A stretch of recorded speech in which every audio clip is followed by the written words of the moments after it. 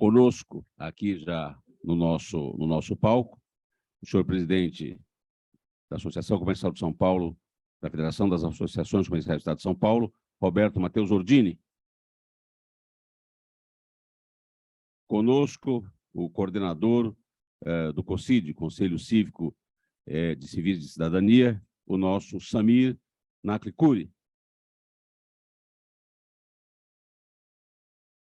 E nesse painel maravilhoso da tarde de hoje, peço uma salva de palmas para o nosso grande jornalista e homem de rádio, Heródoto Barbeiro. Também nosso jornalista, homem de rádio, Nilo Frateschi. E uma salva de palmas a Fernando Vitor. Queria perguntar, antes de mais nada, se o Heródoto veio de Kombi. Você veio de Kombi, Heródoto? Não deixaram entrar. Então, porque o Heródoto tem uma Kombi maravilhosa, não é? Todos já conhecem a história da Kombi do Heródoto. Então, já tinha reservado o estacionamento para ele. Minhas senhoras e meus senhores, mais uma vez, muito boa tarde. Esta, como disse, é a comemoração do COCID para a homenagem aos 100 anos do rádio no Brasil. Esta reunião é interativa, portanto, uma ótima tarde aos que nos assistem pela plataforma Zoom. O nosso cordial boa tarde a eles que não estão aqui presencialmente, mas estão de forma virtual. Informo aos senhores o seguinte, nós vamos receber as perguntas da plateia, né? E vamos fazer uma seleção dessas perguntas por conta do adiantado do nosso horário. E também vamos ter 2 ou 3 perguntas do pessoal que está nos assistindo pelas plataformas digitais da Associação Comercial de São Paulo. Na condução dos trabalhos, passo nesse momento para o senhor presidente e coordenador do COCID, o nosso vice-presidente Samir Naklikuri.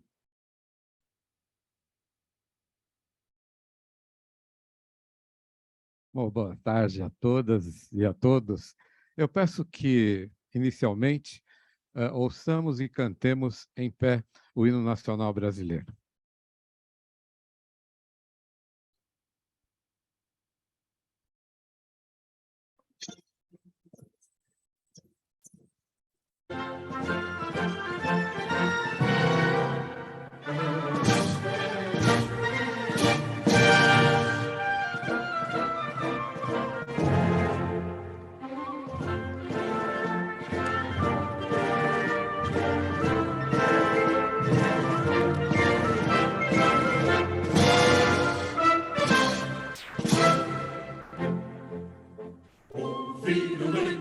Das margens plácidas de povo heróico, bravo, retumbante, e o sol da liberdade em raios lúcidos brilhou no céu da pátria nesse instante. Se o penhor dessa igualdade conseguimos conquistar com braço forte, em cruzeiro, com liberdade, desafia o nosso peito à própria morte. A pátria amada e toda a prata, salve, salve. Brasil, um sonho imenso, raio lívido, amor e de esperança a terra desce. Sempre o formoso céu risonho e límpido, a imagem do cruzeiro resplandece. Gigante pela própria natureza, estrela sorte pálido colosso, e o teu futuro espelha essa grandeza galardonada. Entre outras vidas, por trazer a pátria amada, os filhos deste sol mais gentil, pátria amada Brasil. Deitado eternamente em berço esplêndido, ao som do mar e a luz do céu profundo, fulguras obras e florão da América, iluminado ao sol do novo mundo. Outra terra mais árida, desde os sonhos lindos campos tem mais flores, nossos bosques têm mais vida, nossa vida no teu seio mais amor. A pátria amada, pela graça, salve,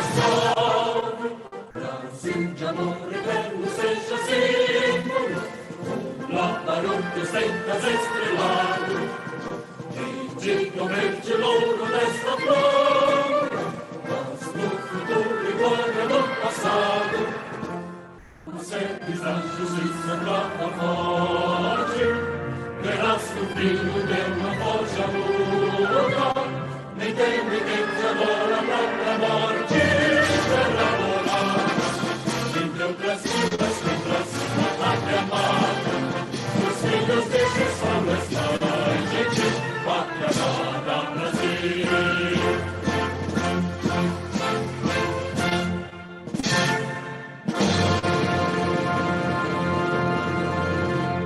Muito obrigado. Para dar início à reunião formal do Comitê de Civismo e Cidadania, eu solicito a palavra do nosso presidente em exercício, Roberto Ordini.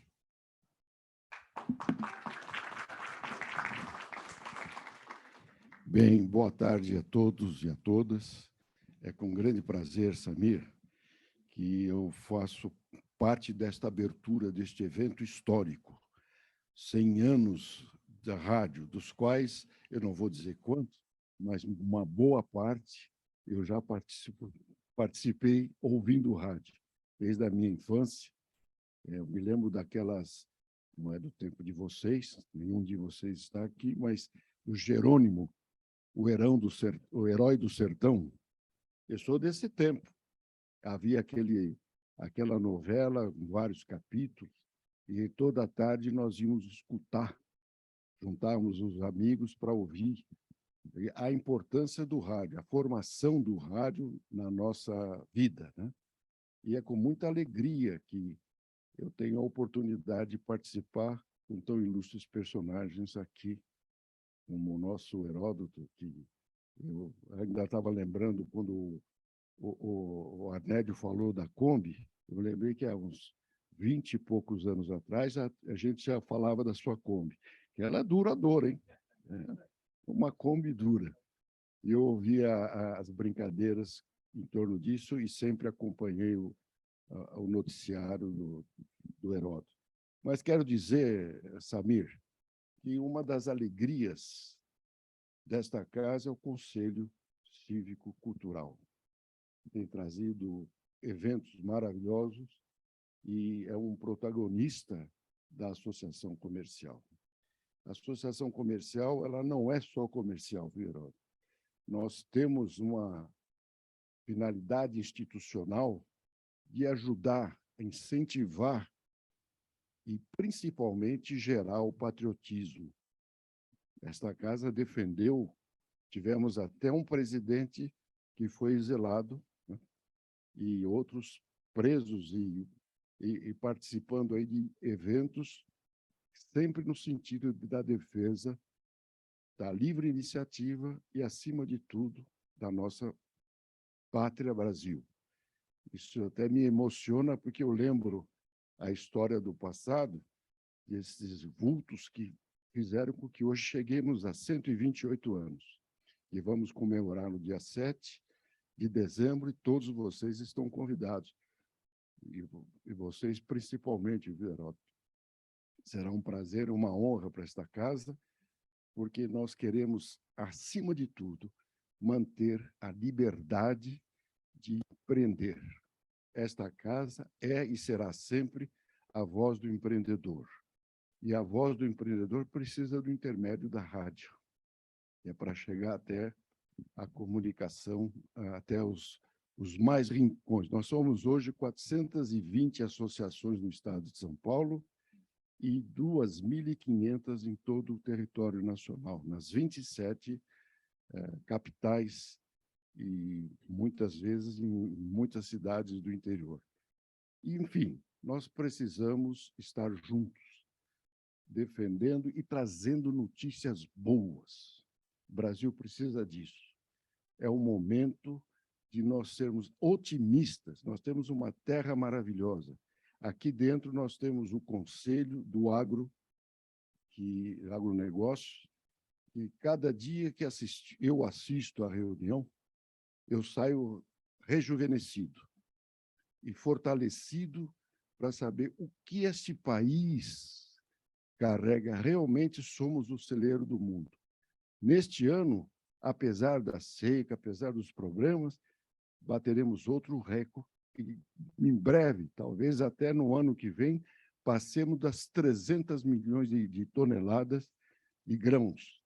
Veja que potencial esse Brasil tem. E nós não podemos deixar de informar isso, de comunicar. E esta alegria é que nós queremos passar para vocês, o otimismo necessário que o brasileiro precisa ter. Os políticos passam, mas a nação continua. E a liberdade, nós é que vamos fazer com nossa força e trabalho. Então, desejo um evento maravilhoso para todos. Peço licença, porque eu tenho um outro compromisso, mas não queria deixar de passar aqui para cumprimentar vocês. E devolvo a direção aqui ao nosso querido Samir. Samir, parabéns. Muito obrigado.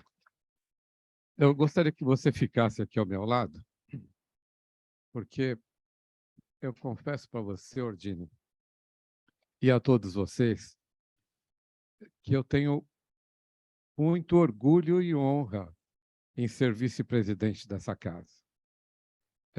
Sobretudo porque, além da história, e ela foi muito bem narrada aqui pelo Ordine, uma história que vincula especificamente e definitivamente o civismo e a cidadania à comunidade brasileira, mas ela possui pessoas do quilate de um Roberto Ordine, de um Alfredo Kutait, o nosso presidente, de pessoas em nível mundial de notório saber.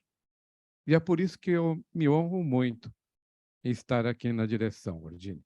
Eu queria que você me acompanhasse assistindo um institucional da nossa casa.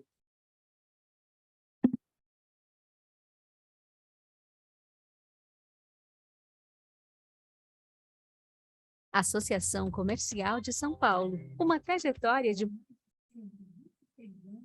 defesa do empreendedorismo. Somos a maior comunidade de empreendedores de São Paulo.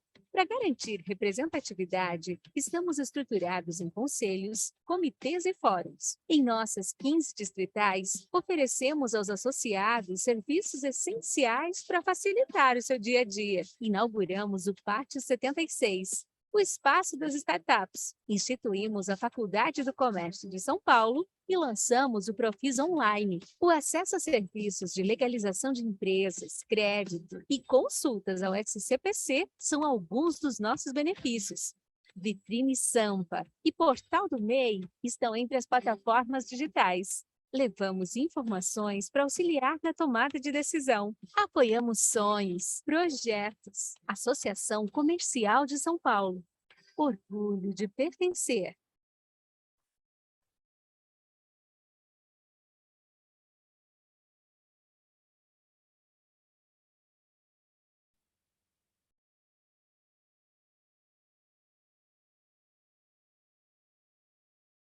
Gostaram? Eu já gostaria de iniciar, já logo de cara, com um jornalista cuja biografia não coube na tela, então nós projetamos um resumo dela e que, para muita honra, particularmente para esse que vos fala, estudou num colégio público. Isso não consta no currículo do Heródoto Barbeiro, né? Mas ele sabe, e a maioria de vocês, principalmente os homens, porque as mulheres certamente têm mais de 30 aqui, né? Mais de 30 anos. Principalmente os homens são daquela época em que colégio público era forte, né? Onde nós nos orgulhávamos em ter a honra de dizer: eu estudo em colégio público. E nós estudamos no mesmo colégio, que é o Conde José Vicente de Azevedo. Como foi difícil aquela época, não, Heródoto? Então, eu trago aqui a tribuna, para deleite de todos vocês, Heródoto Barbeiro.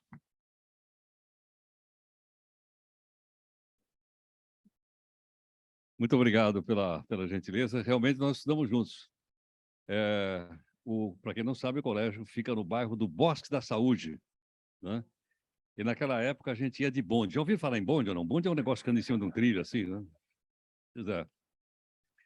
Por aí. Mas falamos assim, fatos históricos, e eu vi o Belvedere aqui fora. Dali eu vi o lugar onde eu nasci.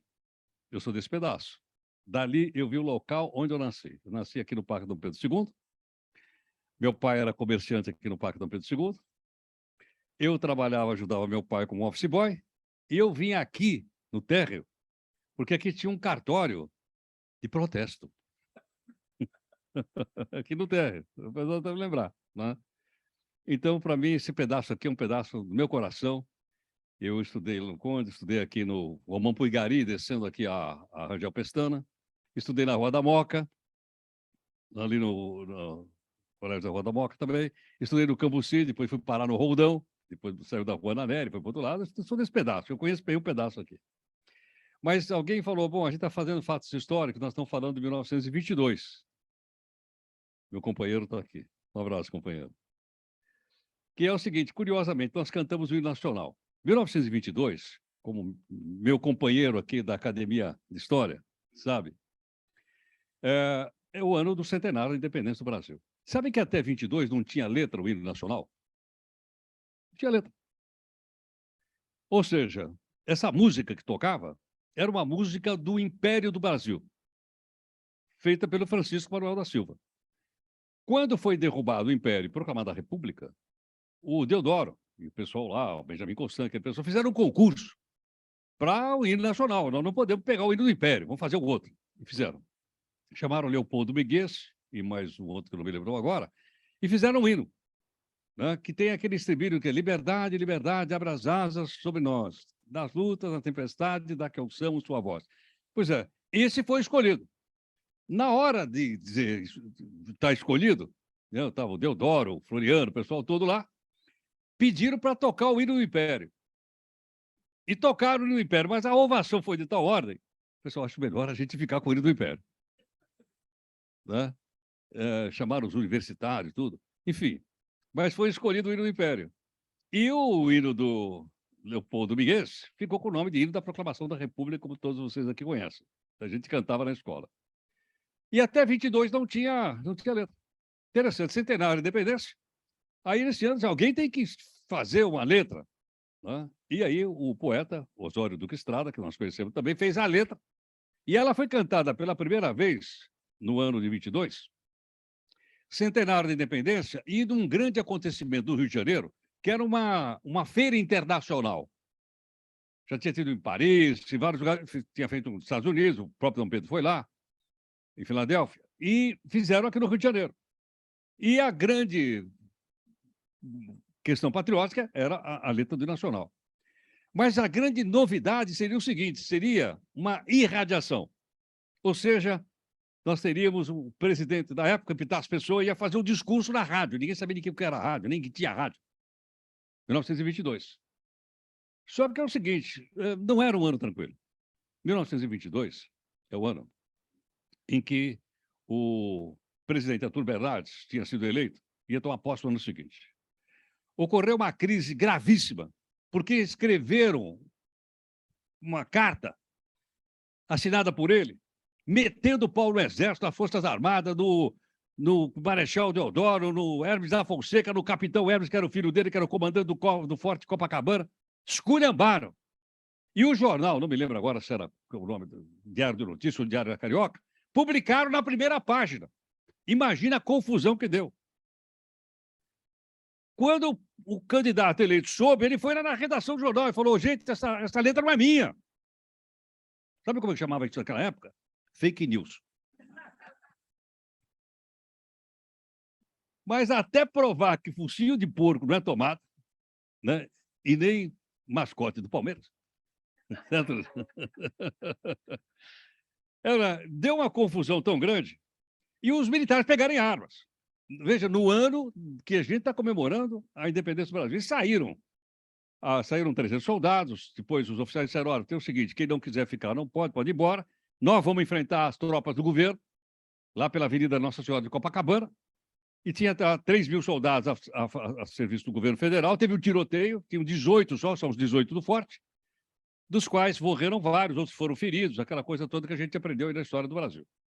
Né? Mas veja que a comemoração do nosso centenário de independência, ela foi uma comemoração sangrenta, com mortes de pessoas, porque esse movimento, conhecido também na história do Brasil com o nome de tenentismo, que a gente aprendeu muito, tem 22, tem 24, né? Tem a Coluna Prestes, depois, em 30, eles ajudam o Vargas a derrubar o presidente Washington Luiz, que todos nós também sabemos do que aconteceu. Então, foi exatamente nesse momento em que nasceu o rádio. Agora, ele nasceu e alguém já imediatamente, né, começou a olhar e disse, escuta, espera um pouquinho. Né? Quem é que inventou o rádio? Da onde surgiu essa ideia do rádio? E nessa época, começo do século XX, era uma época que o nacionalismo era exacerbado, principalmente na Europa. Então, as pessoas tinham aquele nacionalismo exacerbado, muito ligado aos símbolos nacionais, mas ligado também ao seguinte, nós somos melhores do que os outros. Nós inventamos isso, nós inventamos aquilo outro. E surgiu, então, o debate. Já tinham vários debates. O primeiro é o seguinte, e quem que inventou o rádio?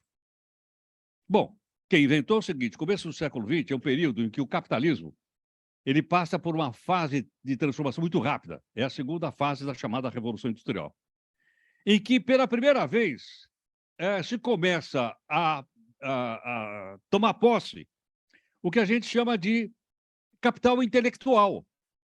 Ou seja, se eu inventar alguma coisa, eu corro, vou lá e vou patentear.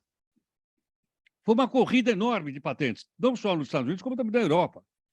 E o Guglielmo Marconi, que era italiano, que já tinha feito experiências também lá com o telégrafo sem fio, ele correu patentear. E patenteou. Mas nós tivemos aqui no Brasil, aqui em São Paulo, um padre de origem gaúcha, padre Landel de Moura, que fez também uma experiência. Ele, inclusive, teve que sair fugido de Porto Alegre, porque ele fazia experiência de química e de física, e aquela fumaça, aquele fogaréu. O pessoal dizia, tem coisa do demônio aí. Aparecem uns padres de vez em quando que cria problema.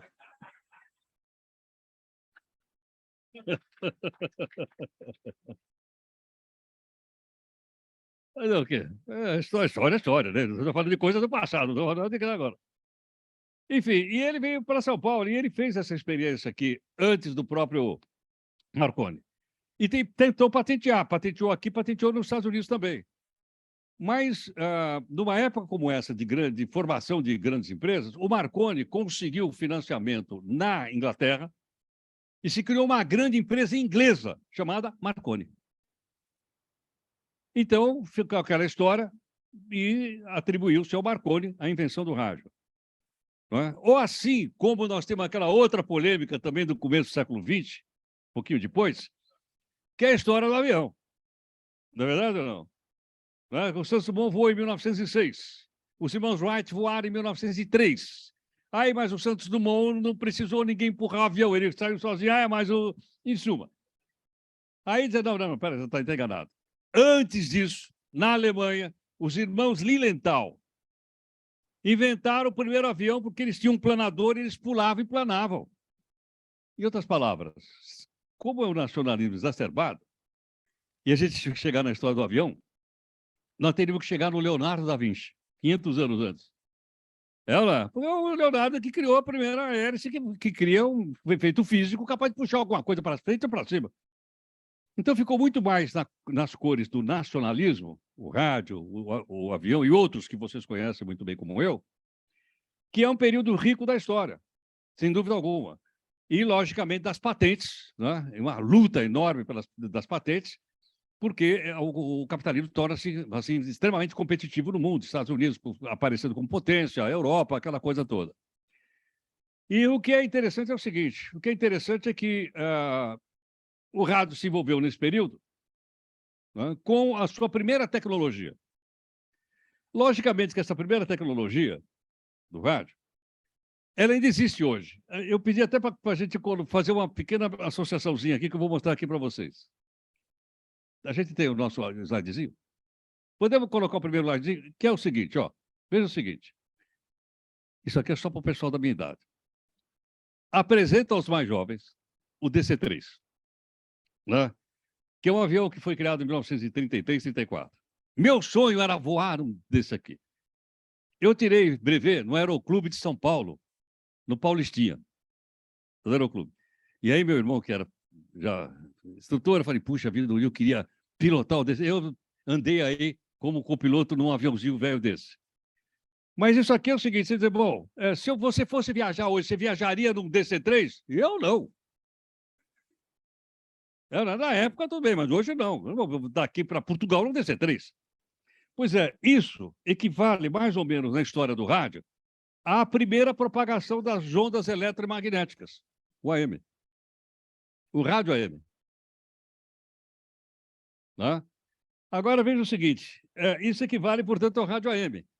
Existe DC-3 hoje? Existe. Se você for na Flórida, eles fazem passeios panorâmicos do DC-3 esse. Existe ainda rádio AM hoje? Claro, existe.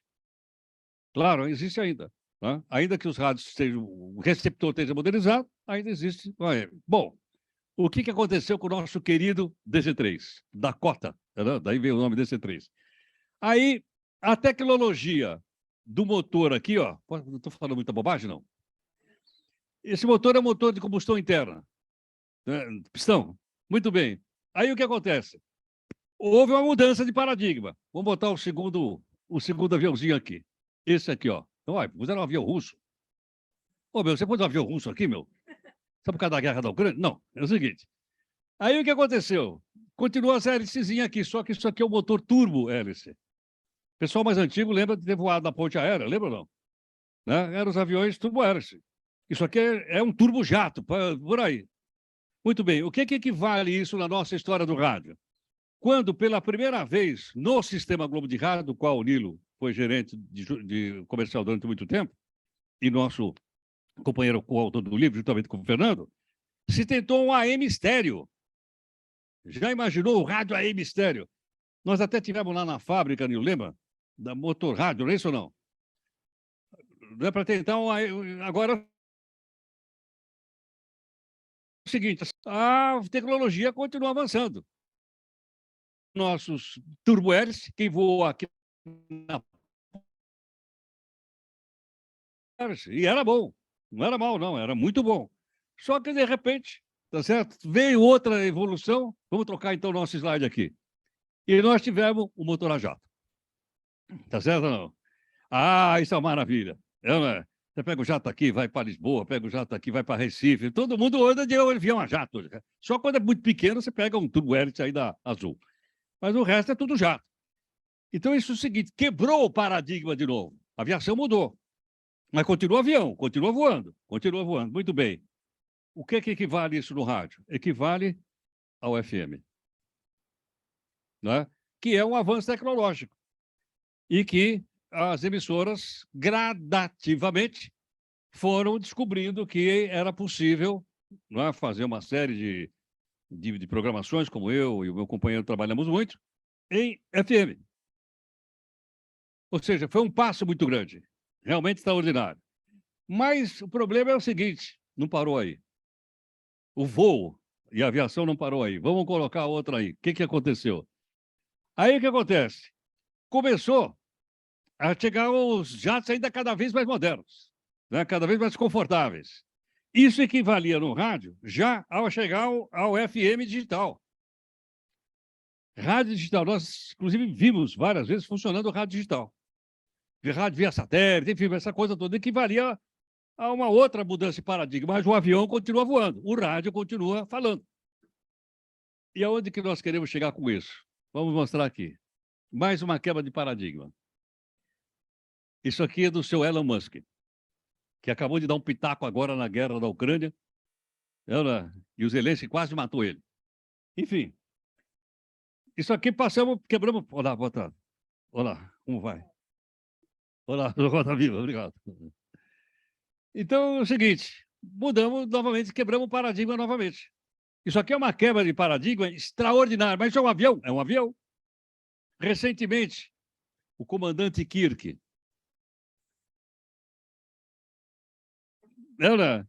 voou aqui nesse avião aí, com mais de 90 anos de idade. E tinha também uma senhora astronauta com mais de 86 anos de idade e voou também aqui nesse negócio aí. Não, mas não tem asa, mas é um avião. Ou, em outras palavras, olha o que aconteceu com o rádio. Não tem antena. E aí? Não tem o que mais? O transmissor. Mas está aqui, ó. Ou, em outras palavras, ele não está só aí. Ele está aqui, ó.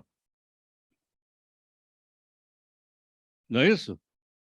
Olha a mudança tecnológica. Você vai dizer, isso não é um avião. É um avião. Isso aqui não é um rádio. É. Não, isso aqui não é um rádio. Isso aqui é um celular. Sei lá o que. Não, isso aqui é um rádio. É aqui que eu ouço a Band News de manhã quando vou trabalhar. Ouço a Eldorado. Né? Ouço os concorrentes, que quem trabalha em rádio tem que ouvir. Está aqui dentro. Isso aqui é um rádio. Não, não é possível. É um rádio. Agora, o que eu quero dizer com isso? Eu quero dizer o seguinte. Que assim como outras atividades, se tem um avião, podia citar outra, eles sofreram essas mudanças, essas quebras de paradigma, o rádio também sofreu quebra de paradigma. Claro que eu sou saudoso do DC3, mas o DC3 é para um museu. Eu sou saudoso do AM, trabalhei em emissoras de AM, trabalhei na Rádio Globo, trabalhei na Rádio Celso, era um AM. Mas mudou. Em outras palavras, é aquilo que eu aprendi aqui com os economistas da Associação Comercial, que toda vez que eu preciso de ajuda, eu ligo para cá e a gente coloca nos jornais de rádio, televisão. Doutor Solimeu, que eu conheço há muito tempo, tem nos ajudado sempre. Ele falou, olha, isso é chamado de destruição criativa. Eu falei, caramba, destruição criativa? É. Que é o trabalho feito por um cara chamado Joseph Schumpeter, né? Que publicou um livro lá em 1947, 48, dizendo que o capitalismo, para mudar, para avançar, ele precisa destruir. Ou seja, quando aparece alguma coisa nova, ele destrói a velha. Esse processo de destruição, ele é chamado de criativo porque ele abre uma outra grande possibilidade. E a gente encontra isso no nosso dia a dia.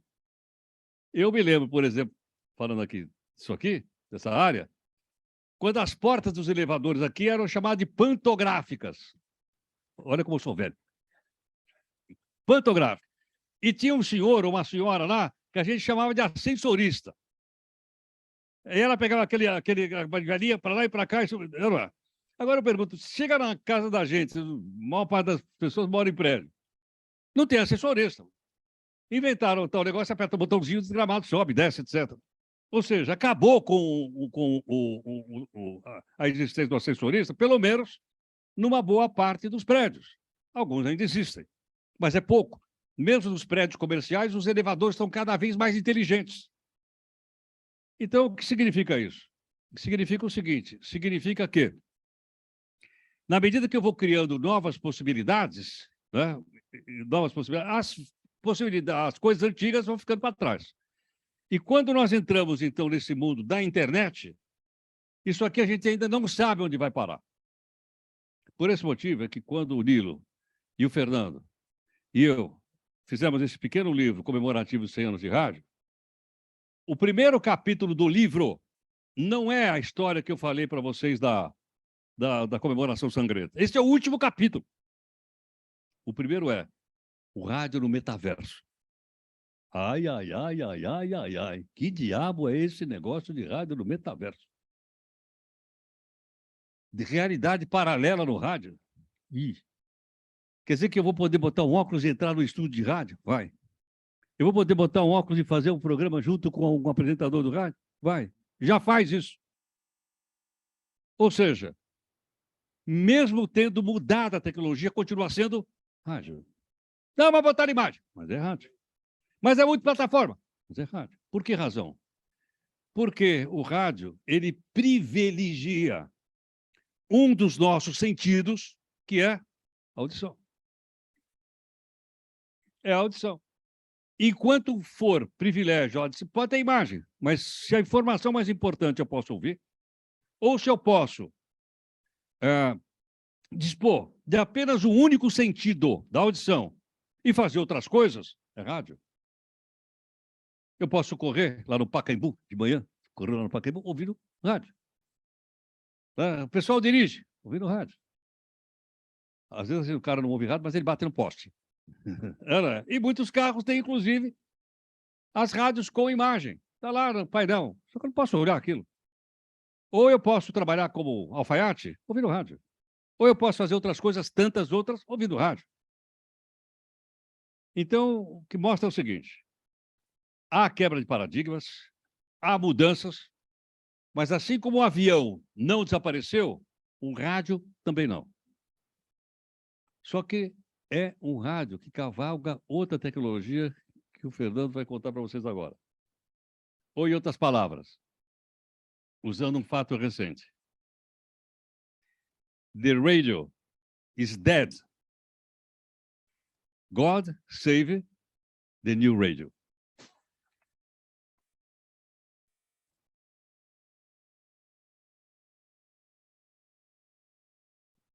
Gostaram? Reitero que essa reunião é interativa. Quem quiser perguntar ou expor algo, basta escrever. Nós temos as pessoas que irão recolher o que está escrito, e no chat, quem está nos assistindo virtualmente pode também redigir, que temos quem colha. Eu gostaria de chamar agora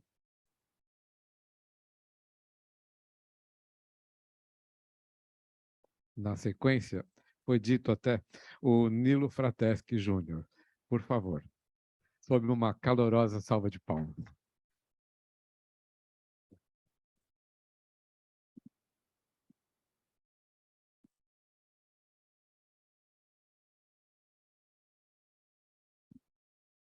Boa tarde a todos. Antes de mais nada, eu gostaria de prestar uma homenagem aos companheiros de rádio que estão aqui: Geraldo Nunes, o Pardini, o Deva. Uma salva de palmas para ele. A Rose, perdão. Uma salva de palmas a todos aí. Bom, a minha história com rádio, por incrível que pareça, ela começou aqui. Eu trabalhei nesse prédio iniciando na propaganda, na Thompson. Ela ficava no 3º, no 4º, no 5º, no 6º e no 7º andar. Em 77, ela se mudou daqui para o Paraíso. E lá no Paraíso eu recebi um convite para ganhar menos e trabalhar na Rádio América. E eu não pensei 2 vezes e fui para lá. Não me arrependo até hoje. E fazer esse livro ao lado dessas 2 feras aqui foi um grande privilégio, porque me permitiu entrar em contato com tantos amigos que eu já não encontrava há algum tempo. Então, tem aí 170 depoimentos, contando casos emocionantes, casos cômicos, tem de tudo aí. Infelizmente, nós não conseguimos colocar mais gente do que esses 170 em função do tempo, que foi curto. Nós tivemos menos de 1 ano, né? E está em andamento já um 2º livro aí, que é o tal do New Radio. Então, é um grande prazer estar falando com vocês aqui e passar a fala aqui para o meu amigo Fernando, que pode falar um pouquinho mais desse novo formato de livro também, que é uma quebra de paradigma.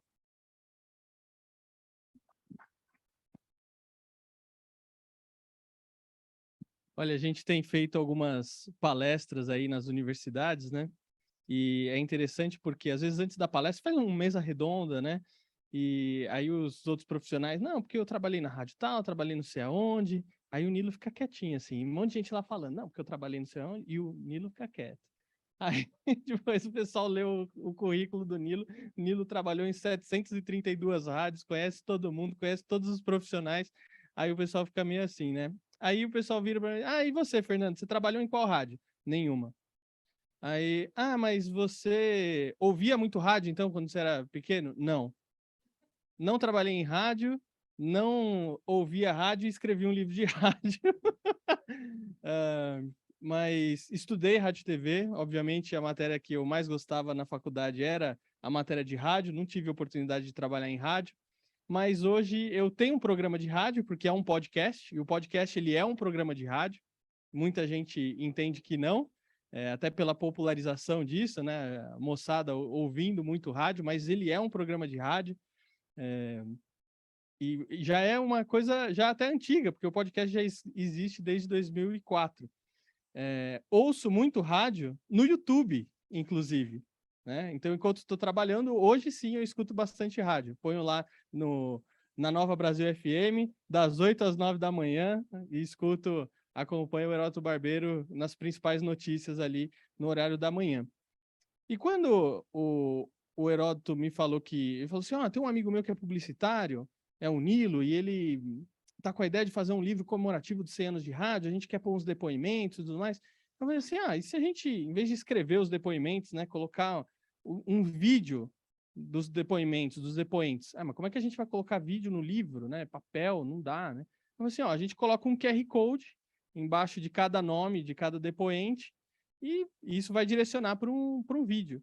Pô, que bacana isso aí. O Heródoto comprou a ideia, apresentou para o Nilo gostou da ideia também, e aí a gente começou a produção em outubro do ano passado e entregou tudo em julho desse ano. Então, menos de um ano, a gente coletou aí 170 depoimentos, dos quais 3, né, depoentes estão presentes aqui, o Geraldo Nunes, a Rose Campos, Oscar Pardini ali. Então, depois vocês também peguem o autógrafo deles no livro de vocês aí. Tenho certeza que eles vão ter o maior prazer de autografar. E aí, né, nessas palestras, né, às vezes a gente fala alguma coisa e o pessoal às vezes se choca um pouquinho, né? E numa dessas palestras, o pessoal perguntou assim, e aí, Fernando, o rádio vai morrer? Eu falei, vai. Assim como já morreu, e assim como todo dia ele morre um pouquinho, como a gente acabou de ver a explicação do Heródoto. Por quê? Aquele rádio de 1922 não existe mais. A gente não consegue, não é o mesmo formato, não é o mesmo padrão, né? A gente colocou a câmera aliás, o Heródoto colocou a câmera dentro do rádio, né? Aquele rádio antes disso não existe mais, né? E sempre quando vem uma tecnologia nova, aquele rádio que a gente fazia de uma maneira, ele muda, ou seja, aquilo morreu, né? Morreu para quê? Para renascer de uma maneira diferente, igual muito bem explicado aqui pelo Heródoto. Então, olha, gente, é um prazer estar com vocês aqui. Eu tenho um prazer imenso, sempre falo isso, mas sou muito grato pelo Heródoto, pelo Nilo, pela oportunidade de estar caminhando junto com eles e fazendo história aqui com o livro 100 anos de rádio no Brasil. Obrigado. Nós temos um vídeo para ser apresentado, mas não sem antes, já que rádio, a gente que lida com psicologia, a gente tem um termo que é estímulo subliminar. Então, vocês vão ouvir uma voz e vão associar essa voz a um nome. Então, eu peço que, Arned, por favor, leve esse microfone a uma pessoa que está sentada ali do lado, de azul, e vamos tentar ouvir. Aguarda um minuto com o vídeo, por favor.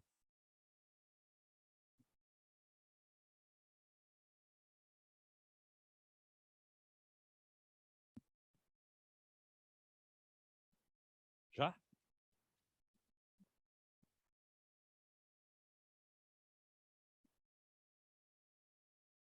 Já posso fazer uso da palavra? Obrigado, pensei que ia passar o vídeo ainda. Olha, muito obrigado pela oportunidade de estar dando uma palavra a vocês, porque essa festa de 100 anos do rádio é algo assim notável. Eu vou contar uma história para vocês, é uma história antiga, mas não é tão antiga quanto o rádio. Não tem 50 anos, mas já tem mais de 40. O meu pai era apaixonado por rádio. E à noite passava um programa na Rádio Record, o programa do Charutinho. O Charutinho e a Terezoca, uma produção do Oswaldo Molles. E ele saía da sala, onde a televisão estava ligada, e ia para o quarto ouvir esse programa. Nós éramos em 3 irmãos. Só eu ia com ele ouvir o Charutinho. Os meus irmãos ficavam na sala vendo TV. E eu, ali, me apaixonei pelo rádio. Porque eu ficava imaginando quem era o Charutinho, quem era a Terezoca, fazíamos uma viagem naquilo, eu achava aquilo tão bonito, tão lúdico. Eu tive paralisia infantil. Quando eu completei 13 anos de idade, eu fui internado para fazer uma operação e eu fiquei 1 ano engessado. E nesse ano eu não pude ir à escola. Então, o que eu fazia? Ouvia rádio. Não existia o telefone celular. Não existia a internet. O rádio existia. E aí eu comecei a gostar de futebol, aqueles narradores maravilhosos. Eu gostava muito do Pedro Luiz, porque ele acompanhava a jogada, ele descrevia o gol de uma maneira que nenhum narrador hoje faz mais isso. Com a presença da televisão, os narradores já não se dão tanto ao trabalho de descrever a jogada. Eu citei o Pedro Luiz, mas havia o Fiore Giliotti, havia o Osmar Santos, o Joséval Peixoto, e todos eles. Aí, quando chega aquela fase dos 18 anos, que a gente precisa se definir sobre a profissão a seguir, eu peguei o telefone e liguei para a Jovem Pan e atendeu o Augusto Tovar. O Heródoto conheceu o Augusto Tovar. Sala de queixas e reclamações da Jovem Pan. Eu perguntei para ele, olha, eu não estou ligando para fazer nenhuma reclamação, gostaria de saber como é que eu faço para trabalhar em rádio. Aí ele disse assim, ó, o melhor caminho é a faculdade de jornalismo. Aí eu fui fazer a faculdade de jornalismo para trabalhar em rádio. Como eu liguei para a Jovem Pan, eu fui um dia à Jovem Pan e achei maravilhosa aquela instalação. Eles estão até hoje lá, na Avenida Paulista, 807, 24º andar. Uma rádio maravilhosa, parecia uma espaçonave, toda redonda. Aí eu fiquei apaixonado por aquilo. E eu ia pedir emprego, mas não tinha vaga. Aquela história, né? Nunca tem vaga. E eu ia quase todos os dias lá. Fiquei amigo do ascensorista, que o Heródoto lembrou, do porteiro, da recepcionista. E o Fernando Vieira de Mello, que era o diretor da rádio, o pessoal dizia, ó, só ele que pode definir quem pode ser contratado ou não. E eu ficava lá, eu não o conhecia, ia todos os dias, né? Então, só que ele não tinha tempo de me atender. Só que aí fica aquele apelo. É igual aquele jogador chinês que foi para o Corinthians, e o Tite não o colocava para jogar. E aí as pessoas perguntavam, mas você não vai colocar o... como é que é o nome dele, Pardini? Shinzu? Kazu? Como é que é? Cisal. Ô, Tito, você não vai colocar o Cisal? Aí chegaram para o Fernando e falaram assim, ô, Fernando, você não vai atender o Geraldo? Aí um dia ele me chamou lá. Aí eu entrei e falei que queria trabalhar na Jovem Pan. Ele falou, olha, não tem vaga. Eu falei, bom, isso eu já sei, né? Ele falou, mas eu tenho uma vaga aqui, se você quiser, é de rádio escuta. Eu adorei a ideia, porque o que eu mais gostava era de ouvir rádio. Vou trabalhar de rádio escuta? Olha que coisa boa. E aí eu chegava na rádio às 7 horas da manhã, aos domingos, que era o meu plantão, domingo de manhã, e naquele tempo havia o teletipo. Claro que não existia nenhum site de notícias, as notícias chegavam pelos teletipos. E durante a noite o teletipo ia lá, expedindo as notícias, e aquilo caía pelo chão, os papéis ali todos. E eu chegava às 7 horas da manhã e ficava recortando aqueles teletipos para a hora que os redatores chegassem e eles encontrassem lá as notícias necessárias para preparar o noticiário. E eu achava aquilo tão gostoso, fazer aquilo. A minha mãe falava assim, mas eles te colocam para trabalhar tão cedo. É por causa de preconceito, viu? Porque você é deficiente. Eu falei, bom, se for por causa de preconceito, eles erraram, porque eu estou adorando fazer isso. E assim segui. Estou começando lá do meu início de carreira mesmo. Outra função que a gente tinha era colocar um papel carbono dentro de folhas de papel jornal para o pessoal escrever as notícias. Porque não tinha esse negócio de impressora. Era na máquina de escrever, então tinha o texto para o locutor, tinha o texto para o operador de som, para o produtor ali, e todo mundo tinha que ler a mesma notícia. Então era daquele jeito, e a gente tinha que preparar os caderninhos com papel carbono. Então, depois que eu separava o teletipo, eu preparava os caderninhos, até que o pessoal chegasse e começasse a redigir as coisas. Eu achava aquilo tudo muito legal. E o que me chamava a atenção, naquele tempo já tinha o Jornal da Manhã. O Jornal da Manhã começou primeiro, era equipe 7h30. O jornal começava às 7h30. Depois as pessoas foram acordando mais cedo e o jornal também mais cedo. E havia 2 comentaristas quando eu entrei na Jovem Pan, no ano de 1978. Um é o nosso professor, Heródoto Barbeiro, é um professor de história que foi chamado para comentar no rádio. E ao lado dele, o Wilson Fittipaldi, o pai do Emerson, o Barão. E o Barão, ele fazia um ar sisudo, né, no estúdio, diante dos microfones, mas ele era um sujeito muito bem-humorado. E ele narrava as corridas de automóvel para a Jovem Pan.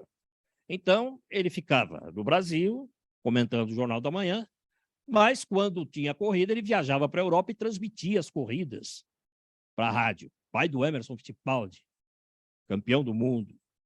E o Wilson, ele tinha um ponto de vista mais conservador.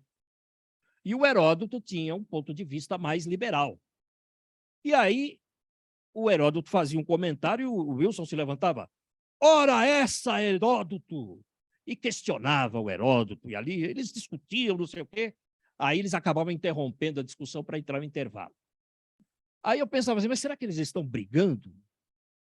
Aí terminava o jornal, os dois saíam conversando, dando risada e tudo mais.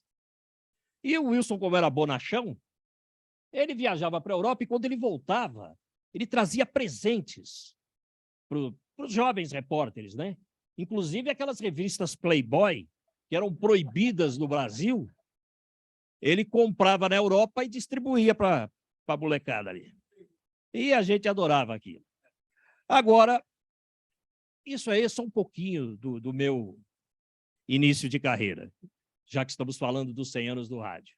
E como foi aberto aqui para perguntas, a nossa reunião foi aberta, a minha pergunta vai para o Heródoto Barbeiro. Heródoto, você e o Barão brigavam no estúdio ou era mais uma cena do Barão? Ah, só mais uma, antes dele me responder. Quando havia fim de semana prolongado, as equipes se preparavam, né, para a cobertura das estradas, a viagem do paulistano e o retorno também. Então, eram aqueles feriados que juntava sexta, sábado, domingo, às vezes até a segunda. Aí, um dia antes, geralmente na quarta-feira, o Wilson fazia um comentário. Onde já se viu interromper o trabalho das pessoas para que elas viagem? É importante que as pessoas trabalhem. Esses feriados muito compridos atrapalham o comércio. Aí o Heródoto, não, Wilson, as pessoas precisam descansar e coisa e tal. Aí o Wilson falava lá uns impropérios e cortava. Mas ele fazia isso tudo de gozação, porque se o feriado fosse na sexta, na quinta ele já não aparecia na rádio. Então nós já sabíamos mais ou menos, morríamos de rir com o Wilson. Então, Heródoto, fale da sua amizade, da sua relação com o velho Barão. Vocês chegaram a brigar mesmo? Aguarda um minutinho, Heródoto. Você tem um tempinho para pensar na resposta, sobretudo com relação à revista que o Wilson Fittipaldi te trazia. Uma salva de palmas para Geraldo Nunes, uma lenda do rádio nacional e mundial. Não sem antes dar uma pensada na resposta, mas nós vamos assistir um vídeo muito importante, muito bem-vindo num dia como esse. Então, assistam e depois me digam se gostaram.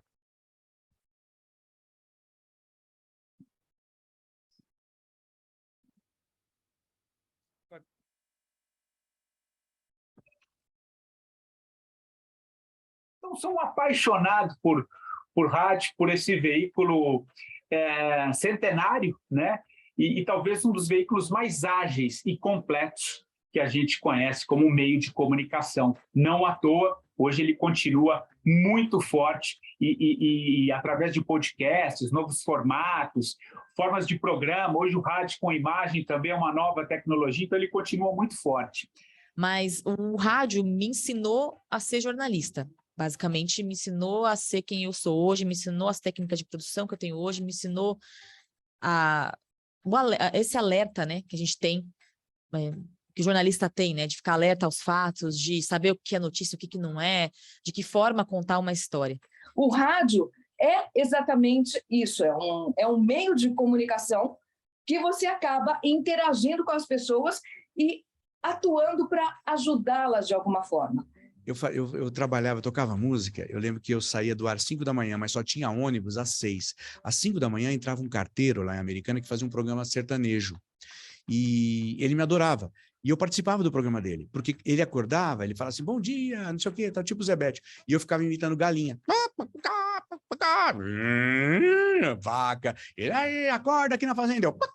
Eu tinha que esperar o ônibus. Então era vaca, galinha, e eu ainda batia numa caneca que ele tinha para fingir que era um som de fazenda. Ele é a maior escola do jornalismo, né? A gente, nesse momento que eu estou agora gravando esse vídeo, a gente está numa cobertura de guerra da Rússia com a Ucrânia, e é só a experiência do rádio que pode me dar o que eu posso fazer em outros veículos, como agora trabalho com internet, como trabalho aqui no UOL, apresentadora do UOL, e o rádio é a grande escola. Então, fui uma vez para Israel, e eu levei meu equipamento comigo, porque eu também gravo locução para publicidade, e eu estava gravando uma locução, e aí eu estava em Tzfat, que é uma cidade toda de pedra, e a dona do lugar que eu estava, né, que eu estava alugando essa casinha, ela me viu gravando, ela falou assim, Dani, posso trazer minha filha aqui?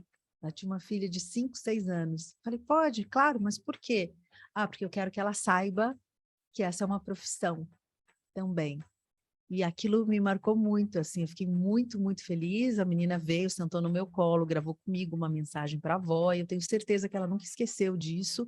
O rádio, para mim, todos os dias, ele é uma verdadeira transformação, uma grande responsabilidade. Por exemplo, eu estou fazendo rádio na minha casa agora.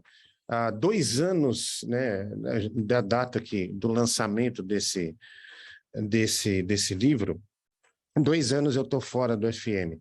Mas eu construí um estúdio na minha casa e faço programa de rádio, né, do mesmo estilo da minha casa. E o que eu posso dizer é que o rádio ele nunca vai morrer. O rádio se renova, ele se adapta a qualquer plataforma que seja.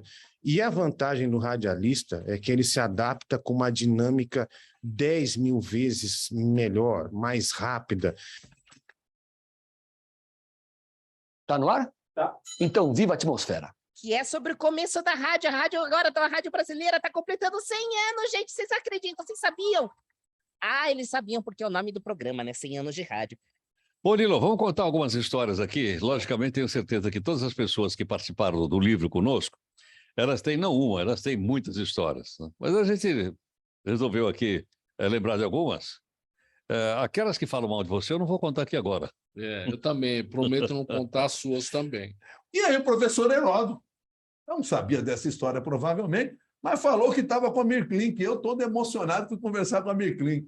A primeira pergunta eu percebi que não tinha nenhuma Mirklink no ar ali, né? Tinha um amigo Klink ali ao lado dele e tal, mas enfim, foi só a pegadinha que ele fez no ar lá. Lá nos anos 80, 90, quando a gente não tinha ainda a TV a cabo, as emissoras de televisão não podiam passar os jogos no domingo. Hoje a gente está acostumado, sempre tem aquele jogo às 4 horas da tarde, mas na época a gente ficava esperando o jogo acabar para não tirar o público, no caso aqui em São Paulo, a gente ficava esperando o videotape do jogo, por exemplo, na TV Bandeirantes, a Bandeirantes passava o videotape às 6 horas da tarde depois do jogo, mas enquanto o jogo estava acontecendo, a gente ia ouvindo pelo rádio. Mas assim, eu comecei a curtir o rádio, vendo o rádio por dentro. O rádio é apaixonante, né? Você vê a pessoa mexendo nos botões e pondo música e sobe, aquela agitação, e eu vendo ali de dentro, falei, gente, isso aqui é bacana. Na sua época, você ouvia muito rádio? Naquela época só existia o rádio, né? E era a Rádio Nacional, a maioria das vezes que a gente ouvia, né? A minha paixão.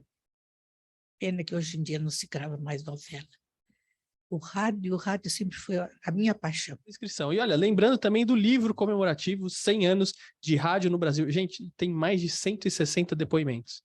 Imagina o que é isso. O Milton tá lá? Tá lá. Vai deixar, tá lá, pô, também. Deixaram. Alguém falou assim, Fernando, vai lá gravar. Não, sim, Foi difícil eu encontrar um caos. Então é isso. Foi bom?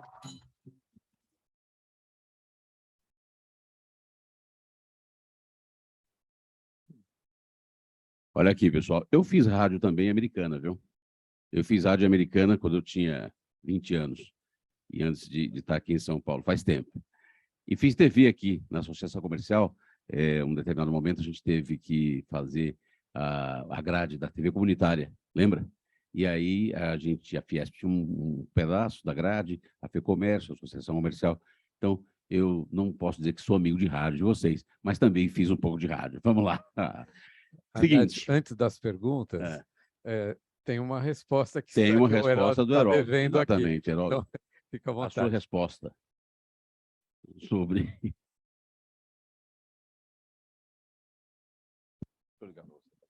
Aqui tá. Rapidamente a resposta para o Geraldo. De fato, eu tive a oportunidade de trabalhar, eu comecei na Jovem Pan, quando ela ainda era no aeroporto de Congonhas, junto com a Record, onde hoje é o Hospital Moriá, que é do Grupo Record, do Bispo Edir Macedo. Mas cheguei lá. Como eu era professor de História, eu ia para comentar política internacional, que era o pouquinho que eu sabia.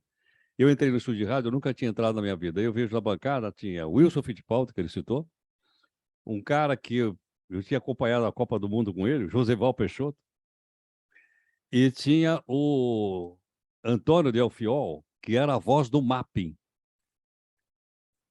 que era conhecido, e o Franco Neto. E me puseram sentado, eu fiquei sentado assim, no canto. Fiquei lá para comentar, não comentei absolutamente nada. Não abri nem a boca. Depois fui aprendendo com eles, inclusive, principalmente com o Joseval Peixoto. Aprendi bastante. Agora, só o Wilson, assim, o Wilson era terrível. Eu nunca vi um velho tão jovem. Eu me inspiro nele até. Tem dois velhos que eu me inspiro. Um é o Wilson Fittipaldi, e o outro é o Carlos Heitor Coni, com quem trabalhei na CBN, e tinha mais de 90 anos de idade e era um moleque. E eu estou com 76, falei, bom, eu tenho o direito de aprender com eles. Muito bem-humorados. E era o seguinte, quando ele voltava das viagens, não era só isso, eu nem vou contar as coisas que ele trazia aqui, porque vai ficar mal. Ele passava naquele sex shop, você imagina o que ele trazia lá no estúdio. Imagine. E o que acontece? Havia uma determinação lá, na Jovem Pan, dada pelo Tuta, que era o dono da rádio, e o Fernando, que era o diretor, que era homenageado no livro. Era o seguinte, na época se identificava muito o jornalismo com uma coisa não alegre. Hoje é alegre. Na época não era alegre, você não podia dar uma risada. Essa risada do microfone, você perdia a credibilidade, aquelas histórias todas da época. E lá na Jovem Pan tinha o seguinte, o cara que desse risada no microfone pegava 3 dias de suspensão. Adivinha o que o Wilson fazia? Começava o jornal, ele ia na frente da bancada e ficava dançando na frente da bancada, para fazer a turma dar risada. Um belo dia, agora, já no estúdio aqui, daqui da Paulista, que tinha vidro para todo lado, que ele falou que era quase uma nave espacial, do outro lado lá, tinha uma apresentadora gravando o programa. E o Wilson dançava, porque ele voltou de lá, e ninguém ria. O que ele fez? Ele baixou a calça e ficou dançando lá. Uma gargalhada geral veio, o Fernando perdeu todo mundo 3 dias, porque o Wilson fez isso. E, entre outros grandes locutores, esse passou para a história, por isso vou contar. Ele era amigavelmente chamado de Capota, porque ele, imagina, não tinha cabelo, o pessoal chamava ele de Capota. E o nome dele, Antônio Alexandre, grande locutor, grande, um dos maiores que eu já conheci. E ele ficava nervoso, e ele ficava lendo o jornal, porque o Wilson ficava dançando na frente dele, ele dizia, eu vou ficar suspenso, eu vou ser suspenso, eu vou ser... E o Wilson dançando. E um belo dia, ele também quis sacanear lá o Del Fiol, ou outro. Ele estava lá atrás. E o Del Fiol deu a hora, 8 da manhã. E ele gritou lá atrás, repita!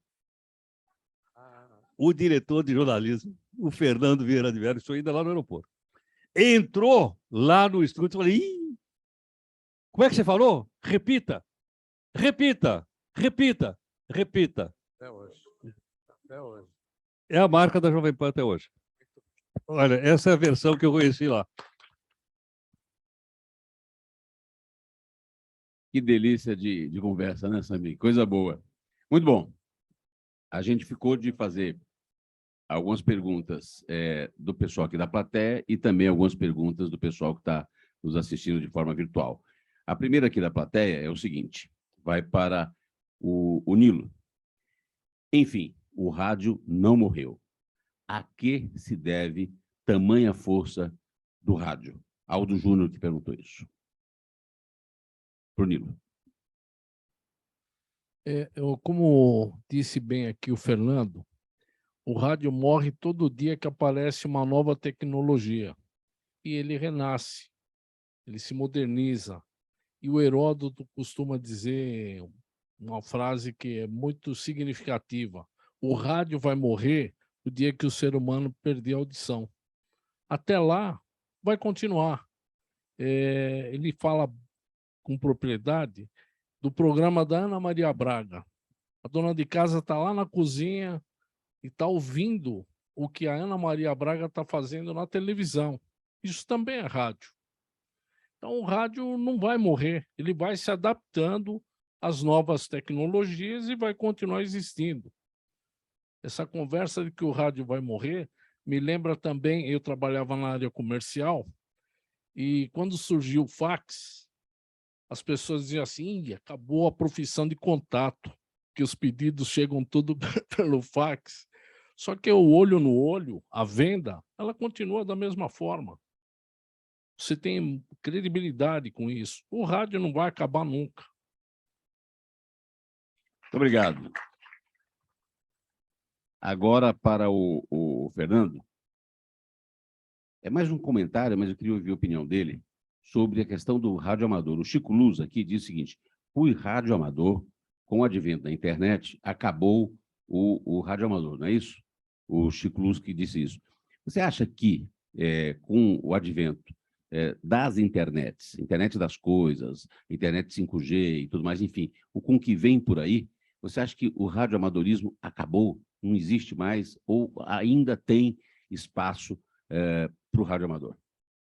Veja, a gente sempre teve um oligopólio das mídias, TV, rádio, jornal, revista e assim por diante. Com a internet, a gente tem, e o avanço da tecnologia, claro, a gente tem uma democratização disso. Então, você não tem o rádio amador, mas você pode abrir uma conta no Spotify e colocar os seus arquivos de áudio lá, ou criar os seus próprios programas. Então, você ainda pode ser um propagador, né, de informação, se for esse o caso, através da internet. Você pode montar um canal no YouTube, você pode criar um programa, por exemplo, no Instagram, programas de 1 minuto, no TikTok. Ou seja, hoje você tem muito mais opção do que apenas o rádio amador no caso. Então, tem muito mais opção. Quer dizer, está aí, a resposta está aí. Com a internet, obrigado. Com a internet, você tem exatamente isso. Você tem Instagram, você tem o TikTok, você tem o canal do YouTube que você abre, que você faz lá. Você pode ser o seu próprio jornalista de si mesmo. O protagonista, né? Você é o protagonista agora. Exato. Parabéns, obrigado pela resposta. Chico, cadê o Chico? Que está ali. O Chico, então, aí a sua resposta. Heródoto, o Faisal Júnior diz o seguinte: foi da TV pública, TV educativa, Roda Viva. Como vê a TV pública hoje no Brasil, Heródoto? Olha, isso é uma coisa importante para a sociedade brasileira, é o seguinte: eu tive a oportunidade de fazer 2 vezes estágio na BBC. Uma vez eu fui ainda quando era no centro da cidade, em Londres, na Bush House. Depois eu fui nas instalações novas da BBC. Fiz estágio lá. O que eu aprendi lá? O Estado não interfere na linha editorial da BBC. A BBC não é uma empresa estatal. Aqui no Brasil, a gente confunde rádio pública com rádio estatal ou TV estatal. Nós não temos uma TV pública no Brasil, como tem a BBC, ou a Deutsche Welle, ou a PBS nos Estados Unidos, ou a NGK no Japão. Nós não temos. E lá é o seguinte: as pessoas pagam um imposto para manter a BBC. Todo ano, esse imposto é renovado. O parlamento pergunta para o cidadão britânico: você quer continuar pagando para poder manter a BBC? Se a maioria disser sim, eles cobram. Se a maioria disser não, sabe o que vai acontecer com a BBC? Fecha. Fecha.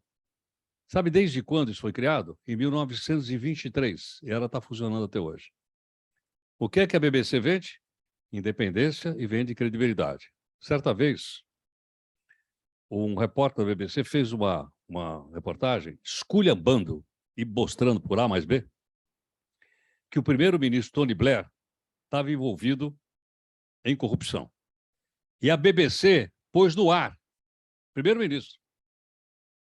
Muito bem. Foi para o ar Ninguém perguntou se podia ou não. O cara apurou, põe no ar. Porra, primeiro-ministro, põe no ar. E aí o Tony Blair pediu direito à resposta. E a BBC deu. Aí o Tony Blair provou que a reportagem tinha sido mal apurada e era mentira. E aí, o repórter foi demitido? Não. O presidente da BBC pediu demissão. Porra, mas o cara não era nem do departamento de jornalismo. Não tinha nada com isso. Ele pediu demissão.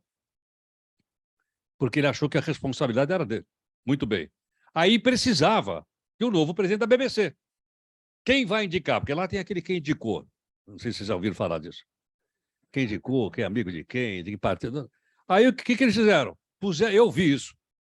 Um anúncio no jornal, bruto anúncio, assim, precisamos de um presidente para a BBC. Enviar currículos para tal Bush House, blá, blá, blá, blá, blá, blá, blá, blá, blá. É dessa forma que funciona. Vocês conhecem alguma coisa que funciona assim aqui? Parabéns, obrigado, Heródoto. Aqui vai uma pergunta para os três, Samir, que é interessante. Eu gostei dessa pergunta do Veras. O Veras é o seguinte: o rádio evoluiu e a internet chegou, enfim, as mídias digitais chegaram e tudo isso aconteceu de maneira muito rápida, pensando em tempo, tudo isso aconteceu muito rapidamente. E a pergunta do Veras é o seguinte: para vocês, homens de rádio, qual a qualidade do ouvinte do rádio melhorou, piorou? Como é que é a qualidade do ouvinte do rádio hoje? Essa pergunta é muito interessante. Quem ouve rádio hoje, na opinião de vocês? Vamos lá. Pode começar. Boa, Veras. Bom, eu creio que melhorou e muito. Até porque você tem uma diversidade de emissoras para falar para os vários segmentos. Lembrando aqui que a primeira emissora, o News, foi criada aqui pelo professor, que é a CBN. E no caminho da CBN veio a Band News, no mesmo segmento. A primeira emissora ao News a ir para o ar no FM foi a CBN. Quer dizer, a gente conseguiu, naquele momento, trazer uma audiência que até então não existia. Você tinha o consumo de jornalismo naqueles horários específicos, das 6 às 9 da manhã, né? No final do dia. Com isso, você trouxe uma audiência nova. Logo, ela melhorou bastante. Agora, o rádio, ele tem... Olha, o Pardini fazer o café com bobagem é um segmento. Então, eu creio que a qualidade do ouvinte, ele melhora a cada meio que o rádio consegue entrar em outras plataformas. Ele vai acompanhando também. Essa é a... Por favor. Uma fala bem rápida, pegando um gancho do Heródoto numa outra participação que a gente fez, que é o seguinte: se você não tiver conteúdo, a audiência te pune. Então, você tem que ter conteúdo, né? Apesar do avanço da tecnologia e da internet, não é só ligar o microfone e sair falando o que você bem entende, o que você acha. Você precisa ter conteúdo, porque senão a audiência, como é uma audiência qualificada, vai te detonar. Heródoto, por favor, sobre o ouvinte, a qualidade do ouvinte do rádio. Olha, nos veículos de comunicação, de maneira geral, não só no rádio, mas qualquer um outro, nós falamos para o público. Quem é que nos fiscaliza? O público. Quem é que liga e desliga? É o público. Quem é que troca de canal? O público. Quem é que muda de site? É o público. Então, nós somos julgados pelo público. E não é só uma questão da gente ter quantidade. Nós estamos vivendo um fenômeno que nós estamos aprendendo, estou aprendendo com o Fernando, que é muito mais jovem que eu, que são, por exemplo, os novos comunicadores, chamados influencers, tenho aprendido com eles. De repente, o cidadão tem não sei quantos milhares e milhares de seguidores. Mas é o que nós vamos escrever um capítulo chamado Voo de Galinha. Sobe, sobe, sobe, de repente, pimba. Por quê? Porque falta exatamente aquilo que o Nilo e ele disseram. Falta conteúdo. E o público está cada vez mais exigente. Por quê? No passado, o Geraldo sabe bem disso, nós éramos poucas estações de rádio em São Paulo, contando a MF, eram poucos. Hoje, com o advento disto aqui, a nossa comparação é global. Eu brinquei com a BBC, eu ouço a BBC aqui. Não é? E não pago nada. O contribuinte inglês é que está pagando para eu ouvir aqui a BBC.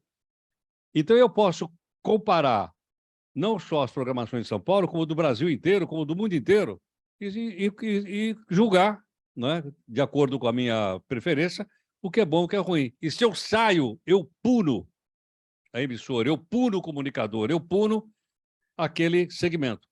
Portanto, mais do que nunca, por dois motivos, o poder está na mão do público. Primeiro, porque ele desliga. Segundo, porque agora ele quer o rádio on demand. Na verdade, eu quero ouvir o programa, mas é o seguinte, agora eu não posso. Eu vou deixar ele aqui, a hora que eu chegar em casa, a hora que eu ouço. Está na minha mão. Olha que interessante. Saiu da mão do comunicador e passou para a mão do público. Isso é uma coisa que a gente precisa entender se a gente quiser sobreviver nesse mundo competitivo. Muito obrigado, Heródoto. É o famoso streaming do rádio, né? É o streaming do rádio. E essa é a última pergunta. Eu acho que vai ser facilmente respondível por vocês, que é o seguinte. O fenômeno dos podcasts, né? Por exemplo, recentemente, não vou citar aqui o nome do candidato a presidente, que fez um podcast no Flow Podcast e, simplesmente, naquele momento, ao vivo, mais de 300 mil pessoas estavam assistindo o Flow Podcast. E que, na sequência, 2 dias depois, ou dias seguintes, mais de 1 milhão de pessoas assistiram, como você está mesmo dizendo, em casa mais tarde, no dia seguinte, etc. Tal.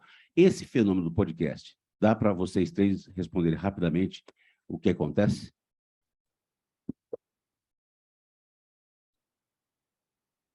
Olha, realmente, principalmente por conta da pandemia, o formato podcast se popularizou muito. Mas o podcast já é uma coisa antiga, já vem lá desde 2004.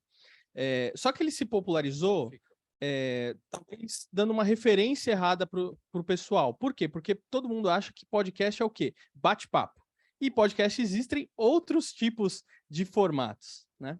Bom, muito bem, isso se popularizou e muita gente vem produzindo outros podcasts nesse mesmo formato, um formato de bate-papo.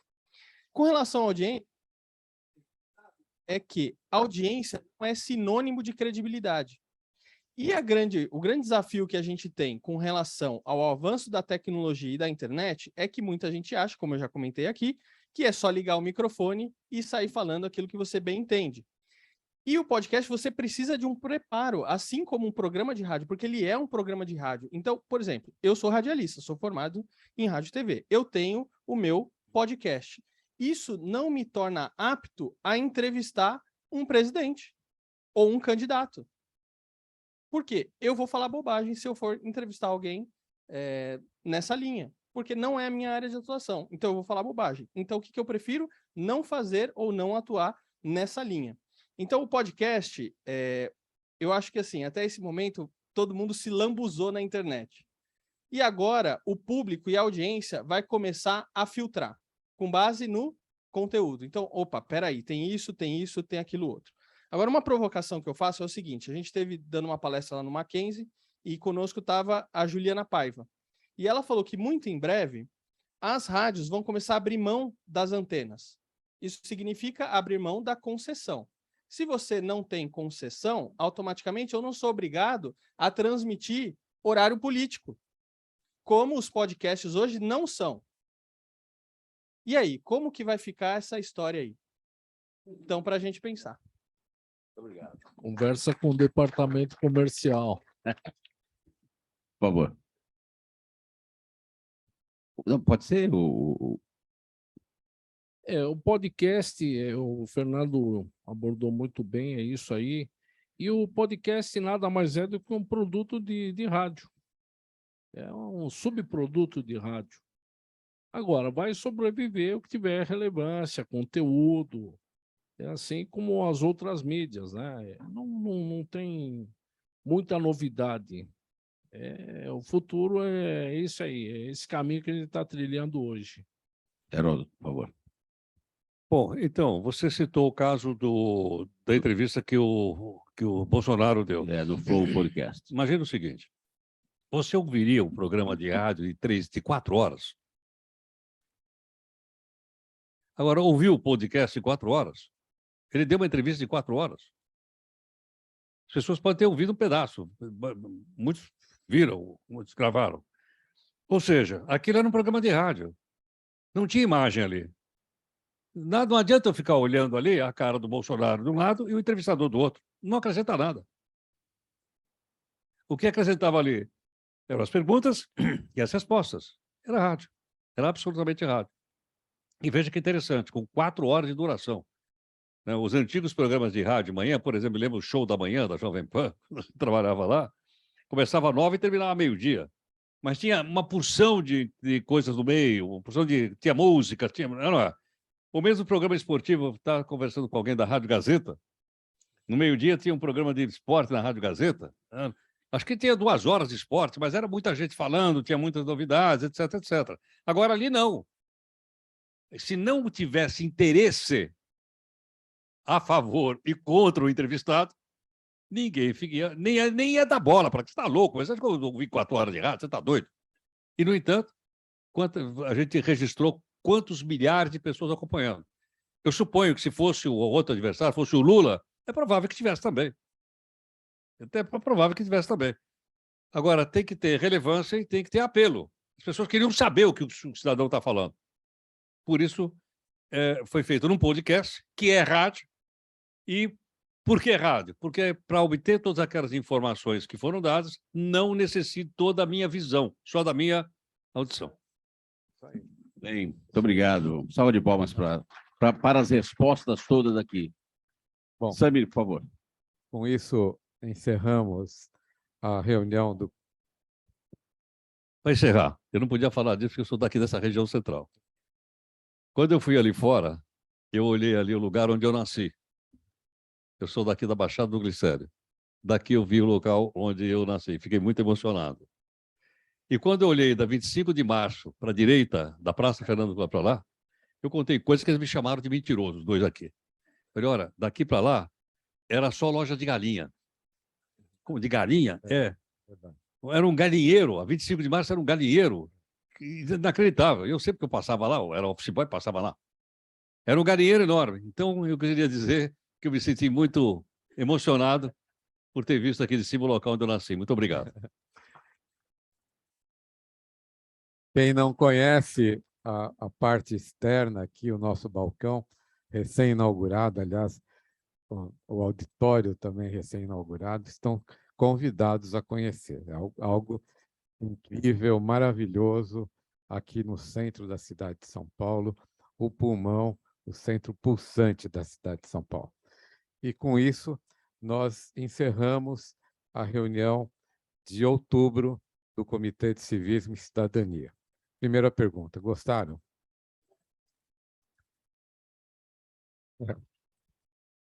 Estamos todos convidados à reunião de novembro, que será divulgada ainda na próxima semana.